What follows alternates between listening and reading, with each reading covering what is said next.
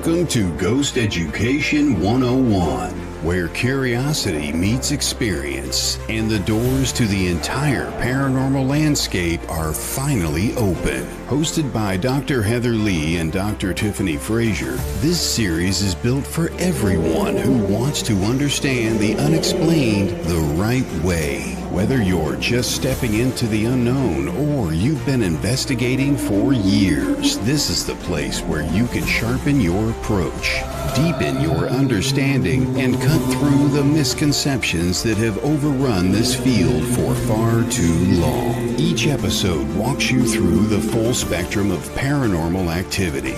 Classic hauntings, intelligent spirits, cryptids, elemental beings, poltergeist phenomenon, and the modern challenges investigators face today. We break it all down. The science, the method, and the mystery, without dumbing it down and without drifting into theatrics. Grounded in research, history, and real-world investigation, Ghost Education 101 is your classroom, your laboratory, and your gateway into the most compelling unexplained experiences on record. Learn, question, discover. Welcome to Ghost Education 101. Now, here are your hosts, Dr. Heather Lee and Dr. Tiffany Frazier.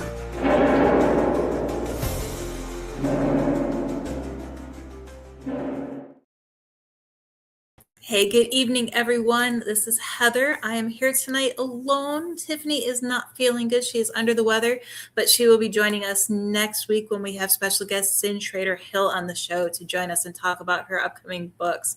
But tonight we do have an amazing panel of guests, and I'm not even going to attempt to describe what they're here to talk about. I'm going to bring them on and let them do that themselves. Welcome, Henry, Patrick, and Ron. How are you guys doing today? Hey, I'm good.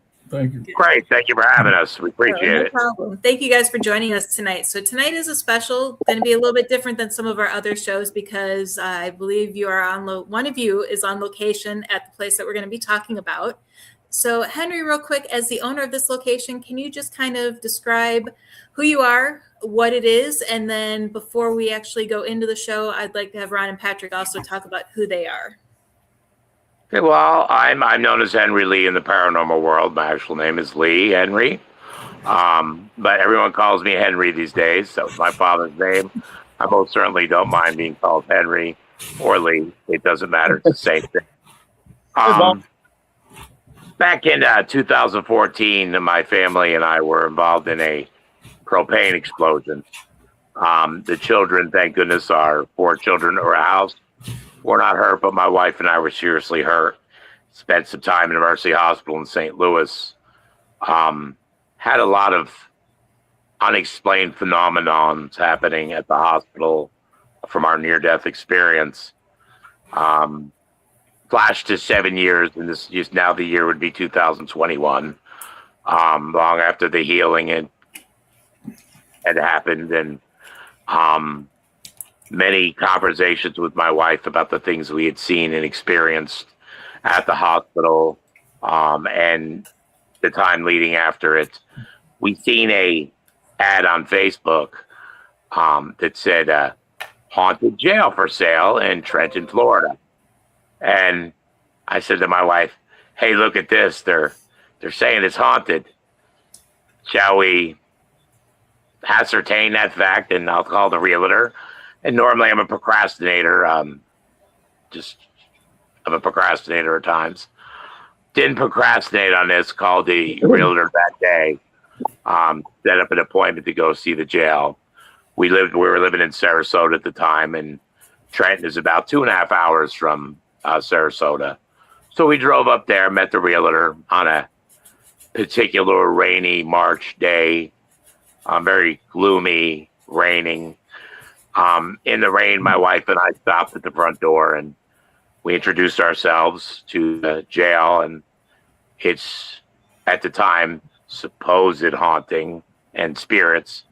Introduced ourselves, said the Lord's Prayer, and said, hey, look, we're thinking about becoming the caretakers of this jail. We'd like to come in, check it out, and see if this is something we'd like to purchase. Well, little did we know it, but there was a lot of people that were interested in this jail. This location at this point had been in the care of Arlene Hale. She had had the place for 20 years, was very selective on who she brought in, almost to the point of, looking back, I thought she was, I don't want to say prejudice about who she let in, but she was very selective. But just from us respecting her spirits the way we did, we weren't the largest bid that came in because it turned into kind of a bidding war. Just from those actions, she decided that we were the right people for the job, for the purchasing of the jail. At first, I kind of took the place for granted. I kind of thought Arlene was just being overly eccentric about who should come in and who shouldn't come in, and thought all my spirits, and I say mine now, 'cause I've been a caretaker for over 5 years. I thought they were all Casper the Friendly Ghost, and really didn't have a clue of what I was doing. I really didn't. So I had paranormal experiences, but I was never a paranormal investigator, and I've always kept that very honest in my endeavors with the jail. Yes, I've been to a lot of places. 5 years now I've been doing it. Got a crash course in paranormal investigating with some of, in my opinion, some of the best paranormal investigators in Florida and around the country, and believe it or not, around the world. We've actually had teams come in from the UK. We've had teams come in from Spain. We've had teams come in from Australia and all over the country. And I got to ask them questions. I was always very forward on, hey, I'm a newbie. Explain this spirit box to me. And it reminds me of a story. I had Patty Adams of the G Team come in, pretty popular back in their time. She pulled out a spirit box, and as I watched the shows before we had the jail, I always thought the spirit box was such a nuisance, a loud, unproductive tool. And I remember distinctly that night, Patty goes, she's seen me scoff, and that'll come in later. I learned not to scoff at things. He's like, okay. And she's really good at what she does, and the spirit box is one of her favorite. In cell 4, which is upstairs, it's our biggest cell. She started doing her thing with the spirit box, and the things that came out of that box, about calling my name, the spirits were interjecting that they were really pleased with what I was doing with the jail. I was working and putting in lots of time to start the renovations or the work, the inner workings of it, because I always felt that its history far outweighed the spiritual energy that goes on in there. Mm-hmm. Which over the past 5 years, I'm proud to say that it was not recognized in Florida or the National Archives, but I took the time. It took about 2 years. Got it recognized historically here in Florida, and then with the help of Tallahassee, was able to get it recognized in the National Archives, which I worked on a lot of historical buildings, being in the masonry trade most of my life. I'd have to say this is right up on the top of things that I'm accomplishing in my lifetime that means so much to the small town of Trenton's history. Mm-hmm. The resident spirits, like I said, I'm getting a very close and personal relationship with them, which will lead me to Patrick. Patrick Cordasco was a deputy there in Gilchrist County, and when Arlene had the place, and they would be getting calls about lights to be coming on in a building that had no lights, noise complaints. So Patrick got to know the jail from going and, hey, Miss Arlene, you need to open up the jail. Someone hears somebody crying out. banging, like someone's breaking in. And at this point, I'll let Patrick talk about Patrick now. Hey, how you doing? Good. Welcome to the show. Well, thank you. Name's Pat Cordasco. I'm affiliated with the jail for about 25 years now. I was a deputy in this county, and like Henry was saying, how I met Arlene was through numerous, call complaints about, flashlights or lights inside the jail, noises, people coming in and out, apparitions, so forth. And every time we would arrive and we contact the key holder, she'd say, "No, I'm not driving out there. Everything's fine. It's just what it is." And when I first met her, she had a Halloween get together. She was opened the jail up for Halloween and had people that did tours and stuff. So another deputy and I came out here because we saw a large crowd. We were invited to come in and do a walkabout, and we did. And, it was really interesting, some of the things that was going on, the history of the jail, how old it was, the aesthetics of the jail, And then she invited me, like, "Hey, if you ever want to come out and, just check it out and so forth, you're more than welcome to." She gave me her contact information. So I did that for a little bit. Sorry. Not. Ron, do you have a piece of paper and a pencil? I do. Can you write these times down and check the cameras or for audio, please?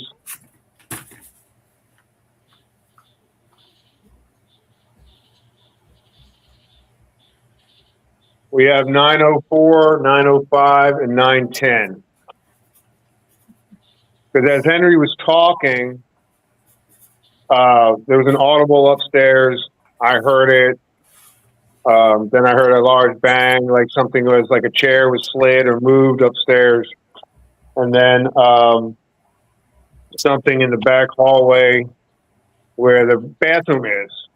And I was telling Henry, as soon as we clean that bathroom out, I bet you we're going to start getting some audible crap coming out of that bathroom. And that's what we call it. I heard that. So I don't know if the camera can pick up the bathroom downstairs in the Probably intake area. not.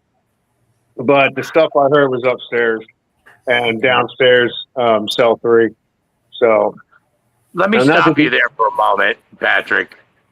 And let's let Ron take over for a moment and explain what kind of camera system we have there. This way the audience, we'll come back to you, obviously. No, I'm just going to go walk about. So, why don't you explain the technological advances that we have at the jail for not only our investigators, but for our subscribers? Yeah, every cell is equipped the same way with a high-end Mobotics camera, dual lens. One of them is thermal, one of them is optical lens. And the third module is an audio module in the camera. And we have a separate infrared illuminator to illuminate the cells so they look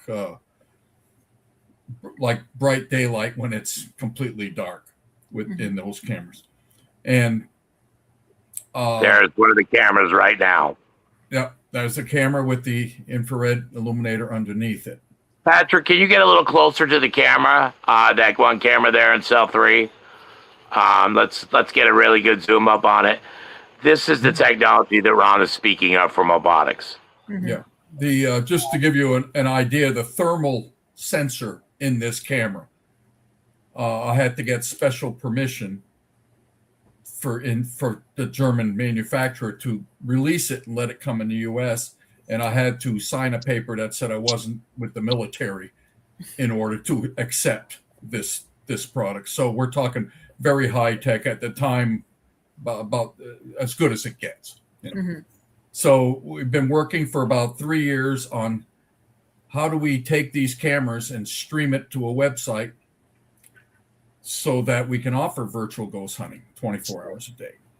And the project has gone way beyond what I expected. So it's a jail, and we're going to be streaming at the jail very shortly because we're very close to our a production version of the software. But what it has done is forget the paranormal for a moment. We've developed a completely automated, unattended streaming system that is duplicatable, portable. It doesn't have to be for a jail. The system we have could use different cameras, PTZs or other types of cameras, and do musical events, stream at bars, at festivals. Lee's got his event every year. Well, I'm hoping that we can't do it this year, but I'm hoping next year's event we'll have a portable streaming kit out there at the train station to record and stream all the activities to the world. So it's really, we're about 95% to the point where this thing is canned, ready to go. So it's exciting that the subscribers will be able to see the cameras 24 hours a day, each cell, 10 cells plus a gathering room will be 11 cameras. And they'll see the investigations as they're happening. If they can't make an investigation and they're a subscriber, there'll be a video on demand so they can go back and watch the investigation if they want. We intend to have a chat room on the site, so if you go on the site, you're not a subscriber, you can still chat.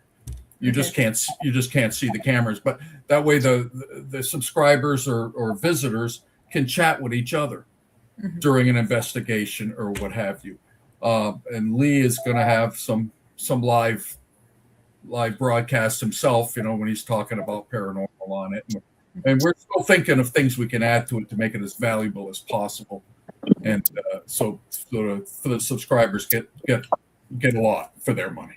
Right. Yeah, I think that's absolutely amazing. Especially, I didn't even realize that you guys were making it portable, and that's going to be even much more amazing. Because basically, it's an appliance. We're making a streaming appliance, so you can. It can be portable, can be moved around. It can also be installed permanently in a facility that wants to do streaming all the time. There's a number of options. Obviously, the paranormal vertical is our first vertical because that's what got us in the business. Right. But we expect to have maybe versions for entertainment venues, for festivals, whatever. Whoever needs it. Churches, they do a lot of streaming. We'd have a solution for them too. But I'll say, Lee, it's a good thing you didn't procrastinate that first time in your life that you didn't, because you wouldn't own the jail. We wouldn't be talking today. There are a lot of people wanted that jail. And that's what we were talking about before the show started. The system is, and I really like the beginning of your show, by the way, kind of really fits into what we're talking about. This will be just something so cutting edge that people, they know when they're watching this system that they're seeing in real time, nothing edited, nothing set up. But with that said, Patrick, we want to go back to you now, per se? I'll say one more thing, though, when it comes to paranormal. I'm the newbie.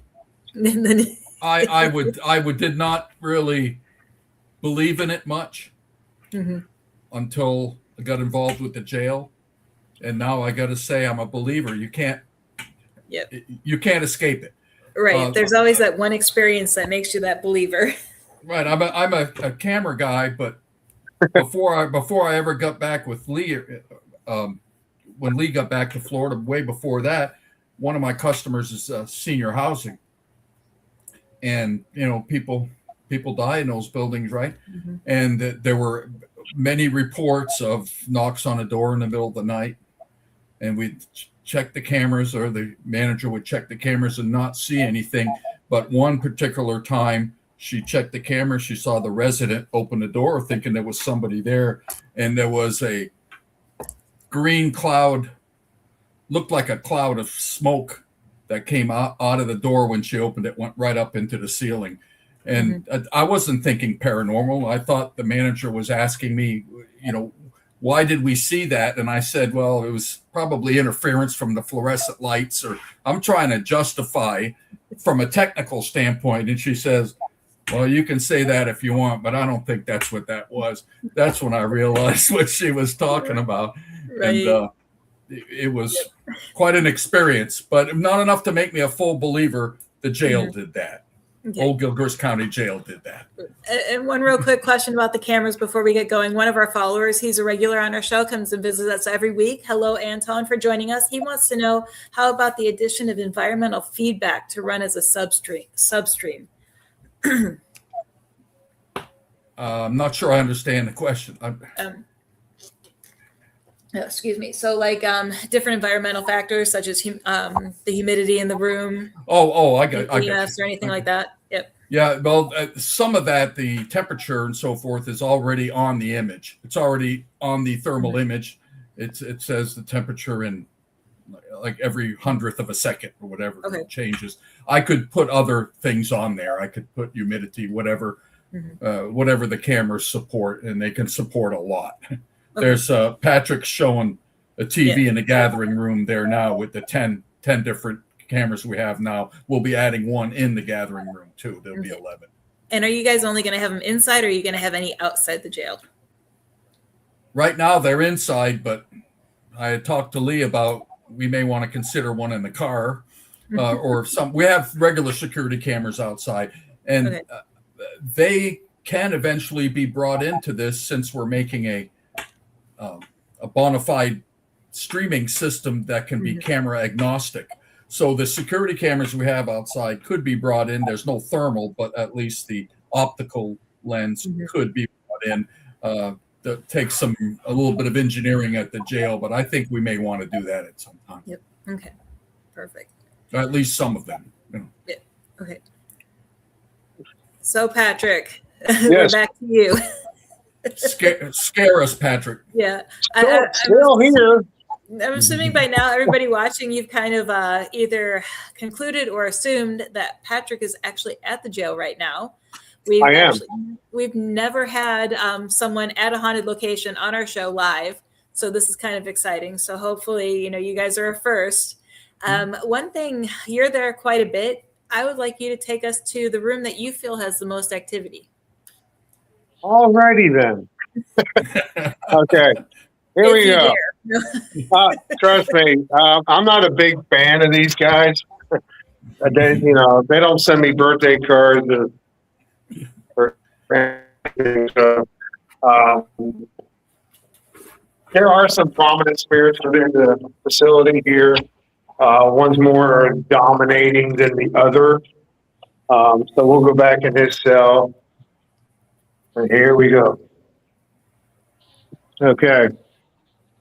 Hello, Robert. You're live on camera. This is Robert's cell. Now, Robert is the most dominant spirit that we have inside the jail. And when he gets tired of people, he kind of makes his point across. Now, he will communicate. He will. Hang on. Sit down. That's the feeling you get when you go upstairs in that jail. It's very heavy. It feels so much different than the downstairs. That he's not being a drama queen right now. Everyone that goes in that jail will tell you when you get upstairs, it's a certain kind of heaviness up there. And it is. And in Robert's particular cell, he favors females with blonde hair. He's not really. He'll interact with males, but if you come in with this macho attitude, or you want to prove yourself to him, be careful with which one.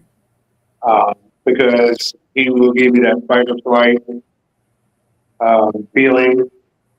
And I've been to locations, not like Henry and some other investigators, as a practitioner of 40 5+ years. You know, I go to residents, I go places, I help people. We'll just leave it at that, you know. And I've seen scary, I've seen demonic, and I've seen, you know, Stephen King TV shit, my French. It's not here to shit, but the fight or flight feeling is absolutely here. You know, little background on it. Robert is the trustee, more or less the man in charge at that jail. Nothing goes on here without him. He's not restricted to just his cell. He has free reign. He can do his walkabouts, go downstairs. We've had investigators pick him up over at the train station, which is maybe 100 yards or so from here. Yes. Now, this is Frank's cell. Frank is in cell 5. Frank gives people an overwhelming feeling of I want to say loss, like they're lost. We've had people freeze in this cell. We've had people like investigative teams come out. They'll come in the cell. They'll stand at the window against the wall as they're looking outside, and there's somebody else at that time. They'll talk about how green the grass is, the trees. Now it's a nice sunny day. It'd be like 1 o'clock in the morning. So we kind of ask them to step on out, and get themselves grounded, go outside, kind of isolate yourself. So, you know, I've seen people freeze in mid-movement down this hallway. I've seen guys sit there on camera, stand in this hallway here, and like they're having a conversation with somebody. And then you take them outside, kind of isolate them. All they remember is being upstairs, hearing their voice, turning around, and then remember how'd I get outside? So they lose time. That's happened on a few occasions. Not all the time, but a few occasions.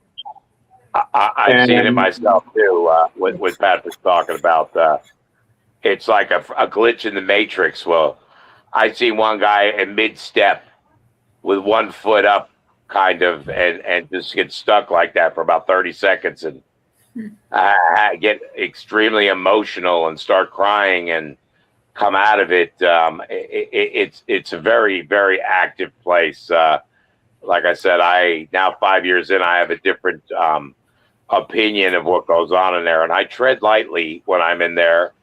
I let people know that, hey, this is what you need to look out for. Robert, you want to treat the spirits. And that's what I preach the most on to any investigator that comes in. If you go in there, like Patrick was saying, with a macho attitude, forceful, demanding to show yourself and all this, Robert will put you in your place very quickly. And to reiterate on something else Patrick said, he does prefer blondes, but when he does touch women, and he touches women, it's never inappropriately, which I don't want to sound like a male chauvinist pig or anything, but you would think if you had the ability to do that, you would be touching. The only place he really touches the hair, shoulders, arm. Doesn't ever do anything inappropriate, which, like I said, I don't want to sound like a dirty old man, but I kind of respect that in a sense. Maybe it's he's from a different time period, which he is. But I always that's very intriguing to me. The amount of respect on that end from an entity that could pretty much do whatever they wanted to do. With that said, I've seen the men with that egotistical, you're going to show yourself and this and that, and leave the place crying. I've seen skeptics come in there. Like, we're affiliated with, I don't know if you've ever watched the show Naked Afraid on Discovery Channel. Yep. we have a lot of the survivalists coming there. One story that sticks out in my head is Trey Heineke, the one that said, "I'll show the devil who's boss." He's fast become a friend of ours. He had an experience with his deceased fiance. Now, not that she dwells at the jail, but now I hypothesize on this. He got emotional. We had a medium there. She was telling him things that she didn't know him from Adam. There's no way she could have got some of this information from the internet or by any trickery or anything like that. Knew things about Izzy, where he started crying. It was a very emotional thing. And it's led me to hypothesize that it's not always the haunting at the place you visit. It's you go to these places, you have the tools out, you have a medium there, and your attachment, what you bring with you, has the opportunity to present themselves to you. So I think some paranormal investigators really don't take that in consideration, that some of the energy they're getting, they brought in there themselves, but now they have an opportunity to come out and show themselves, which is very intriguing, I think. Didn't really think of it on that early in. I'm there to see the resident spirits like we're talking about now at the jail. But it just fascinates me that when you do these investigations and you go to these special places, that you never know what you're going to come up with. Yeah, exactly. So. And I love the fact that he's respectful to women, only because we investigated in Vegas a long time ago.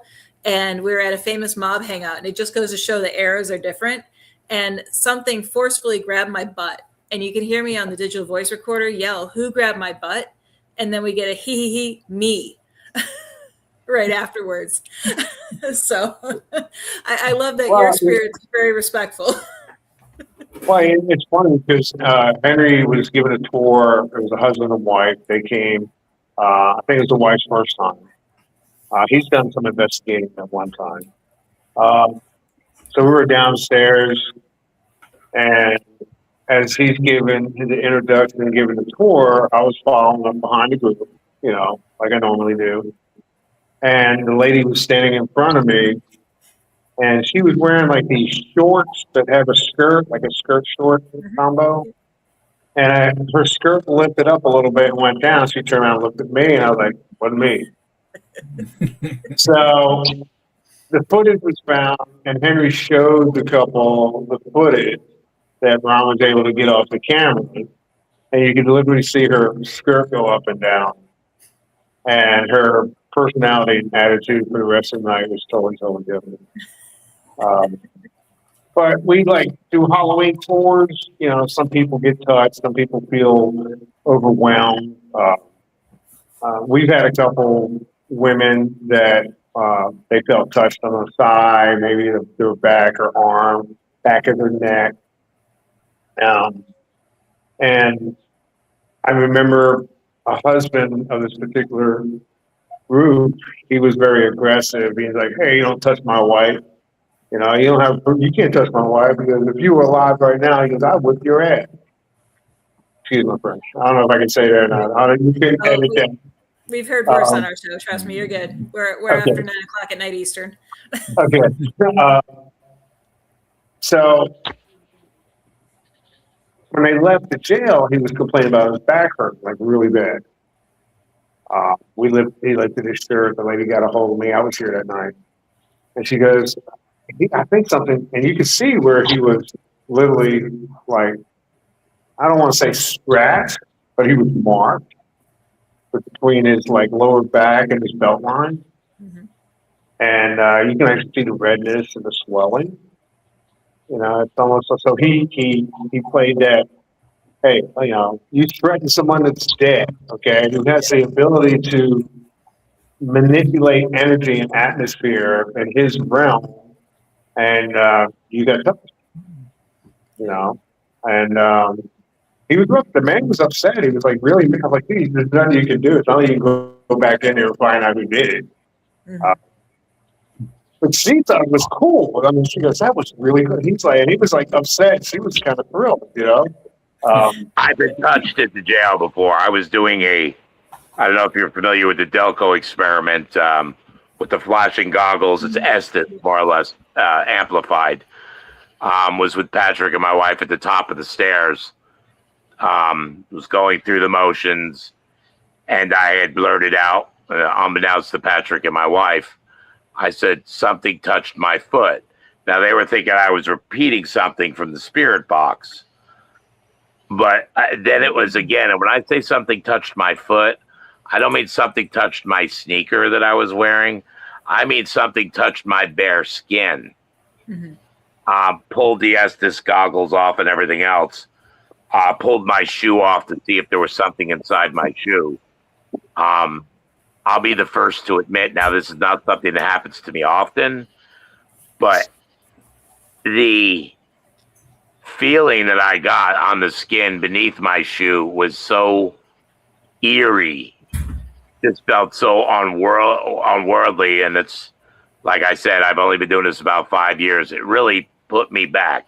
So I can see why that gentleman had a hard time processing the touch thing that can happen.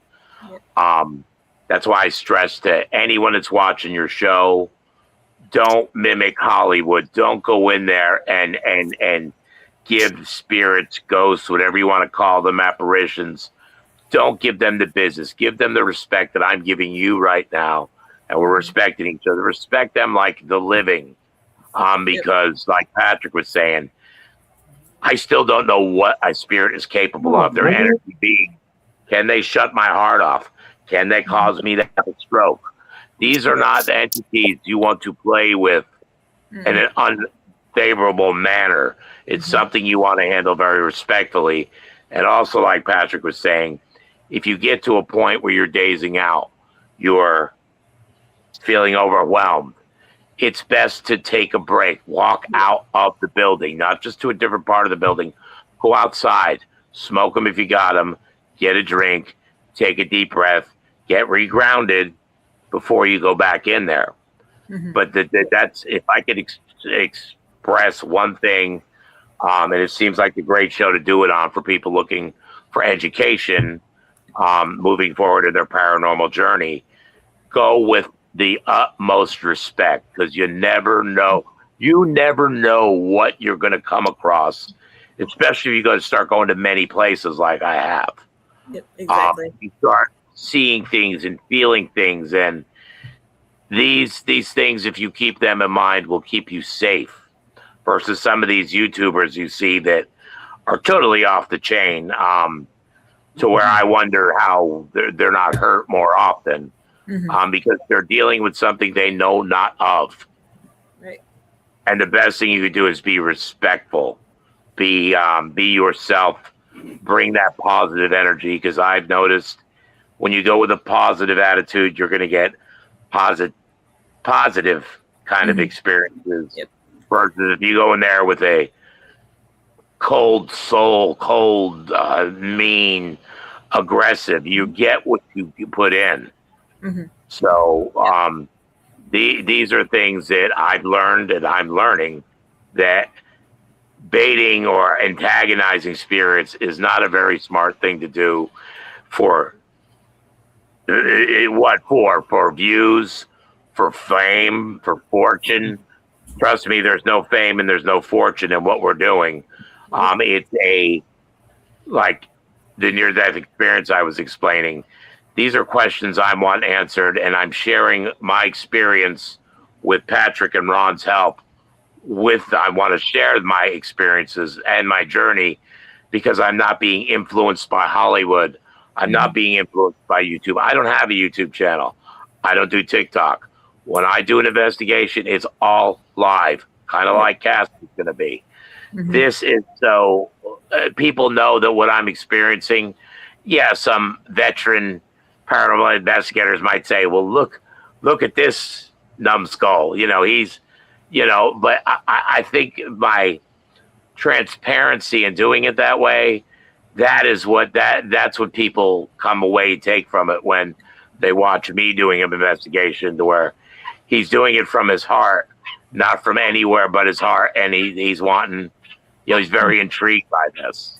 Yep. So yeah, and that's the whole reason why we do this show. It's not to tell people how to paranormal investigate or how to do research, but to share. I mean, I have over 30 years experience. My co-host has about 10. And we bring other people on the show that has varying levels of experience. So that way they can share, what they've learned in whether the short period of time or long period of time, to give people to think with an open mind on how it should be done and how, every investigation is different. And of course, you never want to antagonize on every investigation, but there are some investigations, like we've had one where I actually had to stand up to the spirit that was attacking us. And I yelled at it like it was a 3-year-old child. I'm like, we don't do that. We don't treat people like that. We're not treating you that way. You need to stop. And we had that happen here. That's important to set boundaries. Yeah. Just like in a new relationship with, say, someone, before you were married or whatever your status is right now, early in you set boundaries that this is acceptable, this is not acceptable. Let's keep in mind that and I'll use their names because they're not here to defend themselves one way or the other, but the Warrens really I love what they did. They were pioneers, but back in that mind frame, everything was demonic. Yep. To where, it's not demonic. It mostly, I'm not saying there isn't evil out there, but most of the spirits, as paranormal investigators are going to deal with, are just us, that our energy form. Yep. And that they're going to respond or not respond to that. But yeah, setting boundaries and saying, no, you can't come home with me. No, you can't touch me. No, you're not going to speak to me that way. And like you were saying, these are things that any paranormal investigator should have in their toolbox. Should conduct themselves in a way. Don't be influenced by Hollywood. Don't expect to see these things that you see on different shows because of the editing and everything else. Go about it the way you'd want to be treated, and chances are you're going to get more activity and more proof and verification by treating them, because that's what they crave. That's why they're still here. That's why they're interested in paranormal investigators. They're missing that flesh body. They're missing the correspondence with other. So, by going about it in a certain way, you're going to get a lot more than antagonizing or making somebody mad, because you're never going to get a true variance on a person if you're going to piss them off. So you're going to get more with sugar than poop. So exactly. Yeah. And Patrick, you were saying there was an experience like that at the jail? Oh yeah, we had a team. I don't know that Henry knows a lot of teams. I just know them by faces and names. I don't know the teams, but not to be like I had lobotomy or anything. But his name was Joe. He was from Miami, and he came up here. He had his sister and 3 other individuals from the University of Florida. They came to the jail to do an investigation. Now I've met Joe, and he's a nice guy, great guy.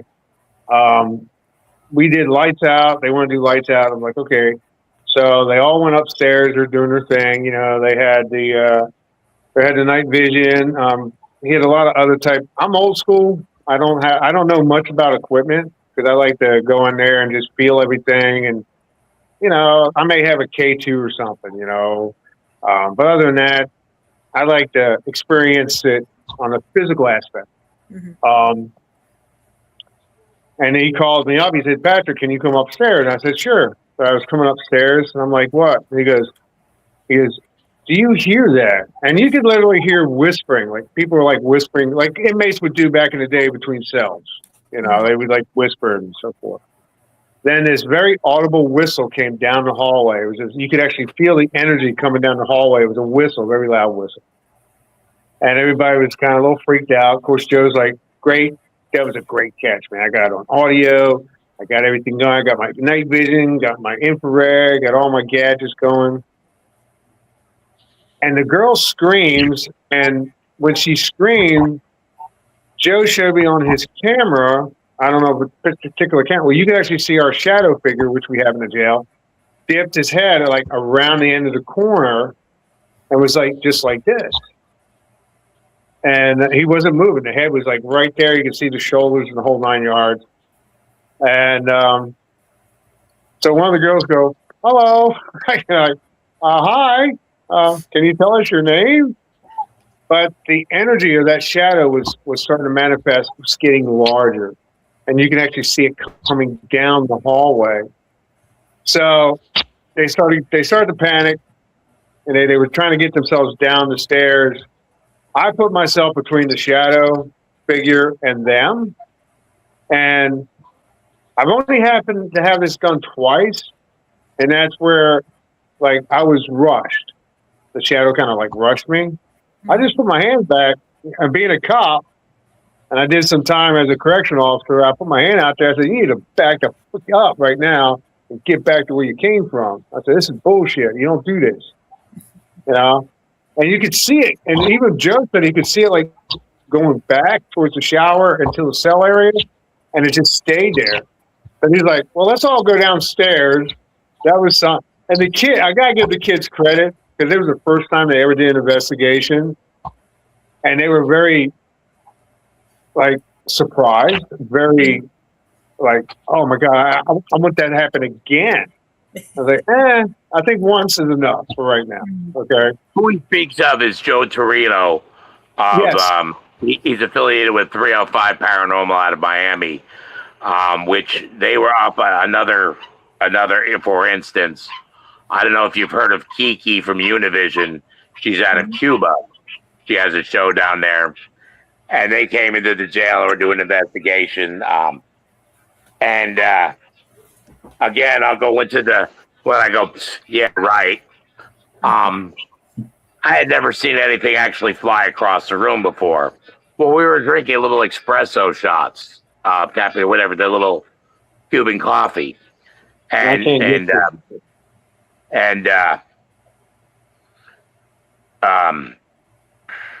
and Armando said, "Hey, save the cup." And we have this mannequin of a police officer in there. I set my cup up on his shoulder each time after we drank a little. And, a couple hours goes by. I kept putting my cup there. Kiki's, her husband, is filming away. And all of a sudden, that cup doesn't fall off the mannequin's shoulder. It's like someone went and flicked it across the room.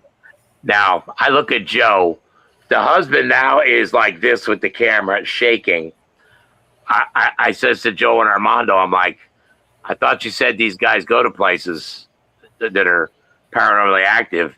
And Armando looks at me, he goes, "Yeah, not like this place, though." Mm-hmm. Like I said, I hope you run into or talk to someone, a team that has been to the jail, and they have no reason to embellish any of the stories. I tend to not speak about a lot of the stories in the jail, because what am I going to say? There's nothing to, of course I'm going to bring the best stories out. Right. But the affirmation I really love is when Joe P's like 305 Paranormal, 727 Paranormal with David Alcorn. When he first came to the jail with Citrus Paranormal, he kind of pulled me aside after a couple of investigations, and he goes, "I really don't get too much from this jail." And I, in a joshing kind of way, said, "You hear that, spirits? Dave doesn't think you're here." It seemed like that night, and there's several investigations since, and that speaks volumes when they keep coming back, that ever since that night, the veil kind of opened up for him. Like he was being too overcritical, wanting it too bad. And when he finally kind of announced that, and the spirits heard that.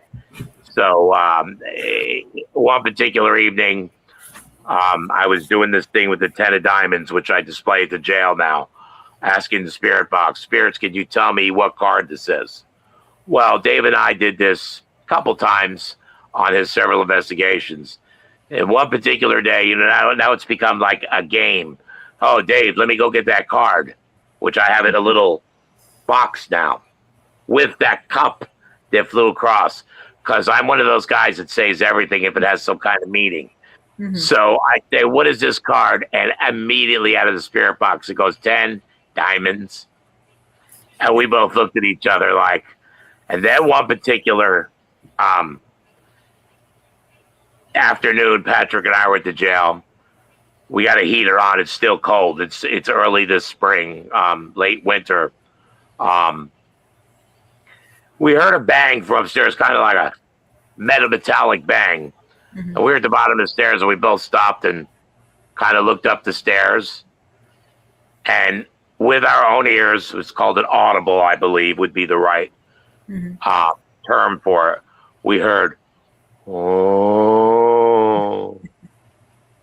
And I don't hear that often. We have a mimic there, and I've heard my whistle before. But those are far and few between. Like I said, when I scoff, I tend not to scoff anymore, because every time I scoff at something, it happens. Now, with Patrick's experience and my experience with the jail, 4+ years at that point, I looked at him and we knew better to run upstairs because there would have been nothing upstairs.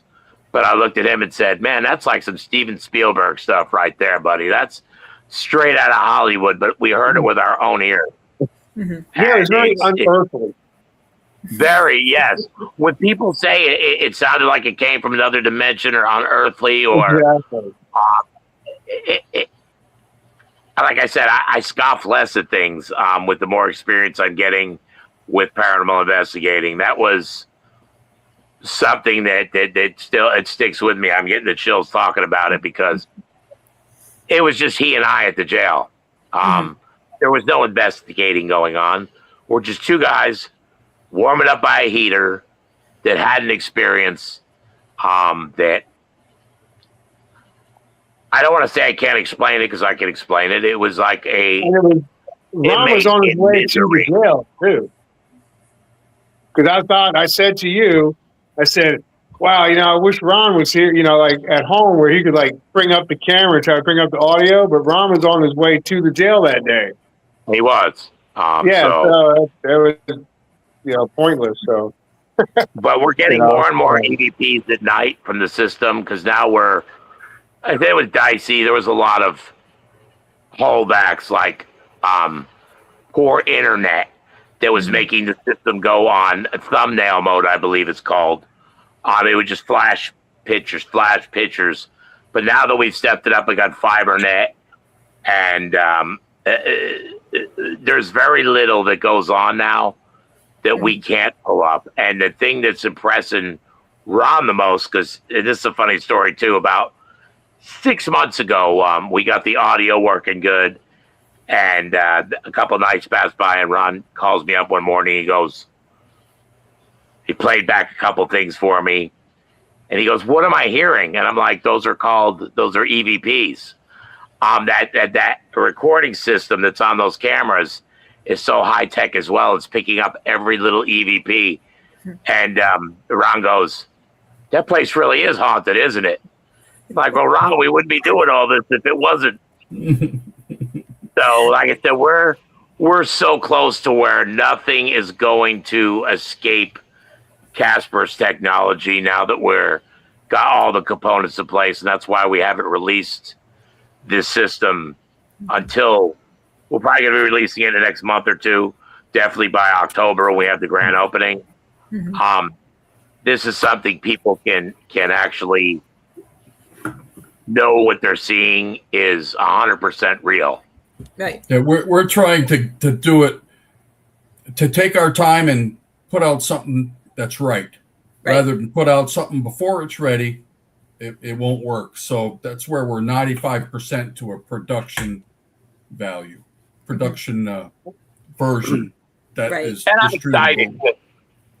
Like you're saying, there's different levels of experience, and the people that are just at home, say maybe can't afford to come to the jail, aren't paranormal investigators, can actually see the different levels of maturity per se or experience, see the different attitudes, hear the different questions, see them using the tools they see on TV in a more intimate setting.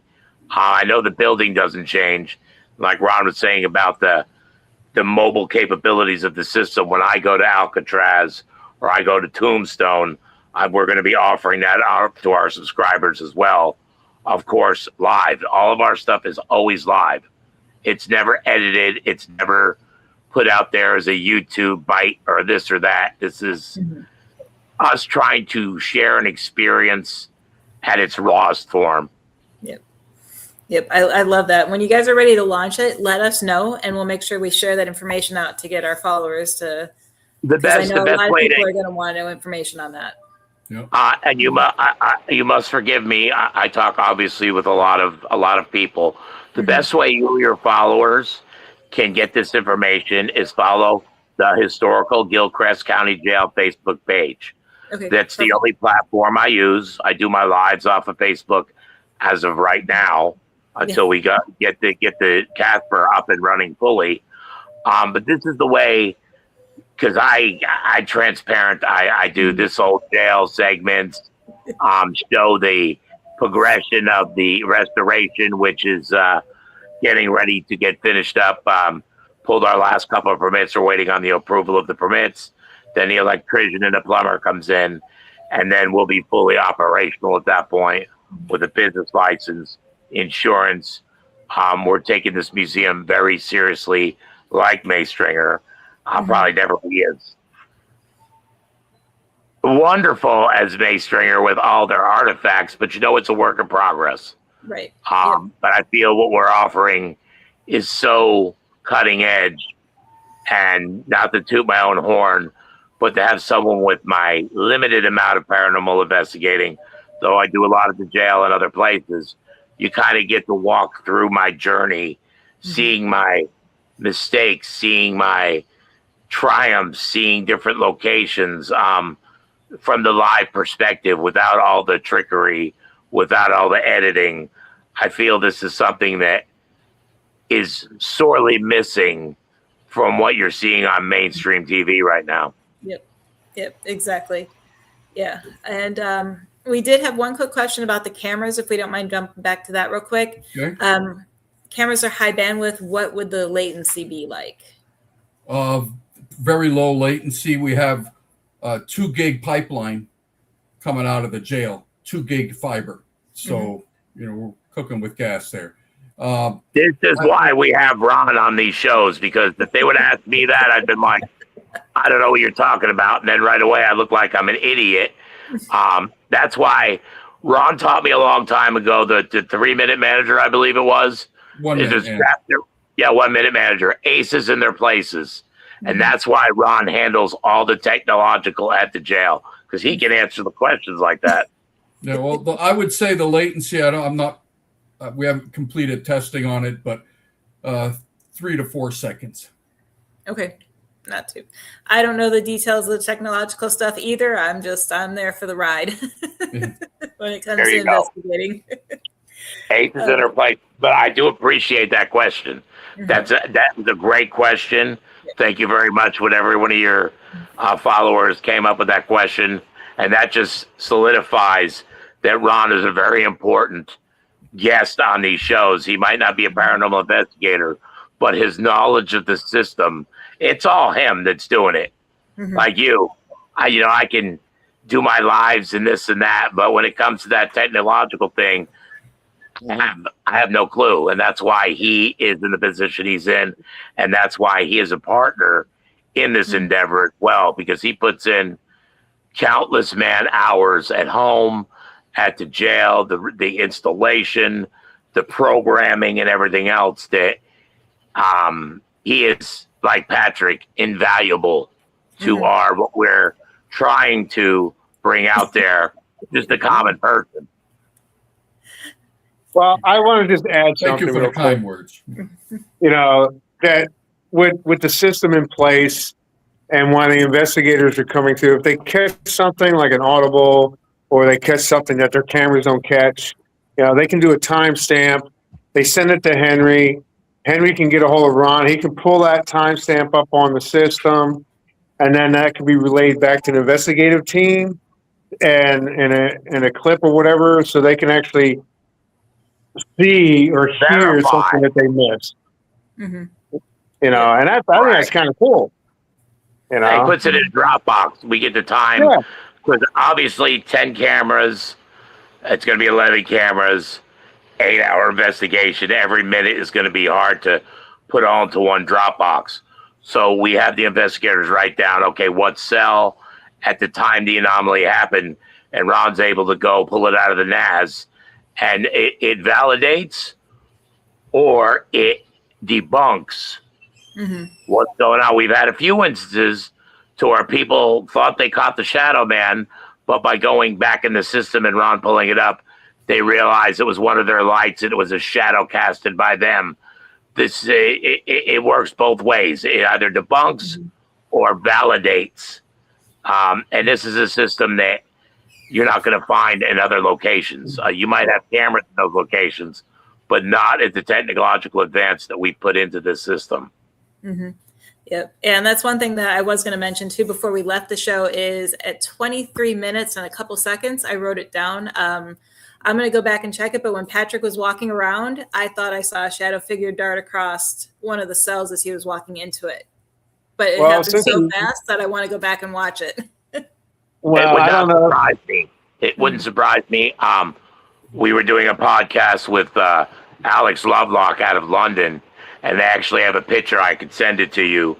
To where in the window left of my wife, it looks like Nikolai Tesla, you know, with that greasy hair where it kind of comes out on the side, in period clothing like this, just listening to what she was saying. And that was caught by, it's kind of like you were saying. So definitely go back and look at that, because chances are you've seen it. And we've captured some interesting stuff just interviewing people, because I know we had Bishop Long on several years ago, and while he was doing I love that guy. Yeah, he was doing a presentation for us on demons, and all of a sudden when he was talking about one specific one he encountered, we had a large growl, a very loud growl come across the so we've captured a lot of different stuff when we interview people. So I love his show. I watch him. He's a great priest, you know, and his affiliation with the paranormal and helping teams out and going out there, you know, at no cost to anybody. It's just him getting in the car and going, you know. I was like, and some of the stuff I've seen, and we all know that, you know, Hollywood tricksters and so forth. But when you get a Catholic priest that's been, you know, given the opportunity by the Pope himself to go do, you know, exorcism, sorry about that. That little girl voice, Henry, just popped out of that doll room. And to see him work was really impressive. I like what he does and goes out there.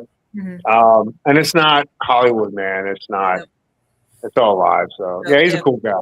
He's been a good friend of the show since we started. It's just that we don't have him on the show as much as we used to because we changed nights and times, and he does his Bible study Wednesday nights at the same time. Right. Yeah. We intend to put K2 meters or whatever kind of ghost hunting tools in the cells in view of the camera. So during Matt, you want to go one of those, please? Yeah. I just heard. Hang on. Soon as Ron enter. Yeah, but there are low frequency. There was a thump upstairs. He said they were putting, and I heard something upstairs. Instead of batteries, we plug it in. Okay. Low voltage. So we don't. See, right now we have REM pods in in all the cells. When they get energized, they're going to be visual from the camera. Not only will our subscribers at night when no one's there be able to see that in real time, different teams, if their REM pod's going off and that REM pad's going off, that's double validation of what's going on. REM pods are tricky things. You know, when they're going off, there's something going on because they don't just respond to nothing like an EF meter per se. So we made it a point to have these actually specially made to be able to run on low voltage. So this way you're not draining batteries which that's another big thing at that jail. You can bring a boatload of batteries and you're going to use them. I have a hypothesis on that too, that like us, too much voltage would short them out. So that's why they tend to go for batteries or the energy we put off versus trying to stick their spiritual finger in a light socket, because I think that would short them out as well. But that's just a hypothesis.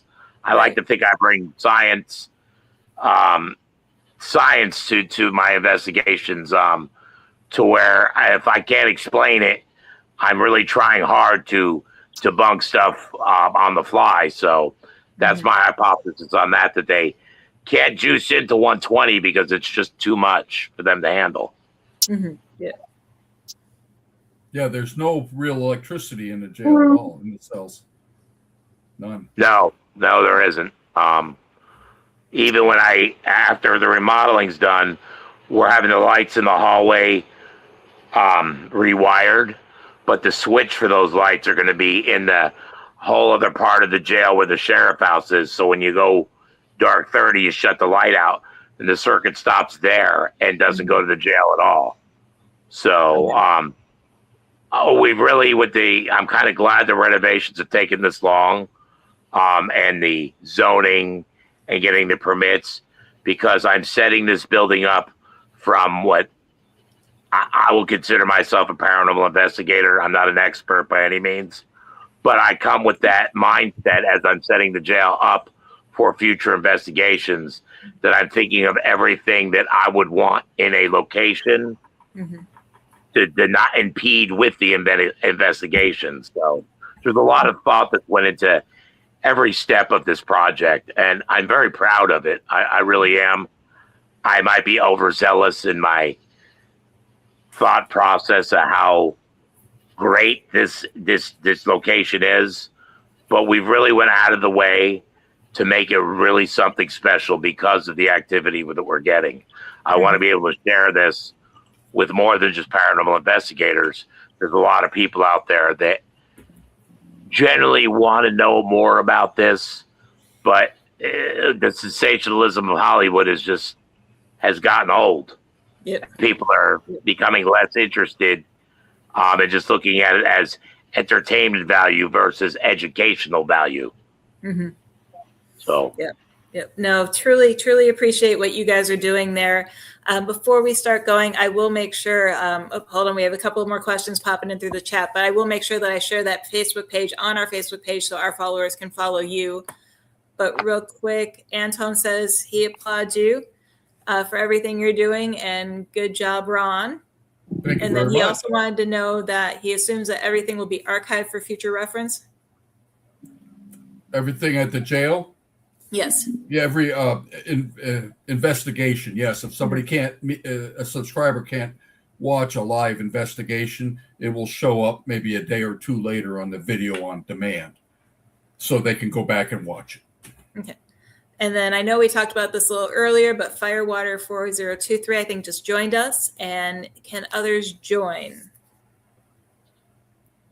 others join. Like joining on, like watching, or how can someone come and do an investigation at the jail? You'll want to reach out to my Facebook page when I'm up and operational. I'll give you my phone number right now. It's 941-909-4393. People can contact me by that number or off of Facebook Messenger. Call. I schedule private investigations. I schedule historical tours, whatever your interest is in the jail. Asking for, I feel, is a small donation for the investigations. As far as the historical tours, I put that on whatever someone wants to donate. But just reach out to me. I'm very approachable. I'm very passionate about this project. So that's how they can get a hold of me. Yep. And you do respond faster than other people I've reached out to. So I appreciate that. It's my passion. It really is. I'm a Leo. I take things on full steam ahead. And when the times get tough, instead of running, I just try to figure things out. Like with the commissioners, the jail kind of had a bad taste in people's mouths from the previous owner. Not saying anything bad about them. She did a wonderful job. But as from a city or a city person that lives there standpoint of view, it was somewhere that they just forgot about, covered with weeds and vines. And I think the what we've done to save it historically as well, which paranormal investigating and historical significance kind of goes hand in hand to a true investigator, because you can't have one without the other. Yep. So taking the historical side of it as passionately as I have, I think is a credit to the building and a credit to what we're trying to do there. Mm-hmm. Yep, perfect. I truly appreciate it. Anything else you guys want to add before we get going? We appreciate your show. Yes. Thank you. We appreciate coming on. If you ever need a spot to fill, just reach out to me a couple days beforehand, and we'd love to return and talk about the jail and maybe Perfect. some other places that we've been to. Mm-hmm. Yep, Yeah, I'd love well- to have you on again next year so we can talk about how this program's going and how it's all working for you guys. Yeah, you'll know when it launches. You'll surely know. Okay. Sounds good. But I will definitely reach out and get you guys back on again. Love. Thank you, Patrick, for getting your steps in tonight and getting around the jail. Hey, no problem. I only live I can walk to my house. So, it's not near a cemetery or anything. It's just like right there. So Okay. yeah. Perfect. But yeah, I'll make sure I get all the information on where they can find your Facebook page and everything moving forward. And as soon as I see that launch for the cameras and the system and everything, I'll make sure I get that on there as well so everybody can check you out. All right. Hey, we appreciate any of our subscribers because at the end of the day, they're going to get something. It's better than me asking for GoFundMe. They're getting to personally help out a historical location, and they're getting something in return. Instead of just donating to a museum, they're actually going to get an education along the way. Mm-hmm. And every subscriber will be very much appreciated. It's a way you can help out a very historical place and get something in return. And we certainly appreciate any support we can get. Perfect. Thank you. And everybody out there watching, make sure you guys give them a thumbs up, cheer them along, and support them once everything gets launched. Definitely, I wish I had a chance to visit when I was in Florida, but I know I will definitely be making a chance to, or have a chance to come back and make sure I do that. Anytime. Yep. But thank Come you on again. down. And thank you everybody for watching. This is Ghost Education 101. You can catch us on Facebook every Wednesday night. And you can also catch the replays on YouTube at Ghost Education 101. Make sure to tune in next week. We have special guest Sin Trader Hill to discuss her new book. And again, thank you guys for coming in and talking about the jail. Definitely look Thank forward you very to having much. you again. Thank you. Y'all keep it Bye. paranormal. Well, take Have care. a great night.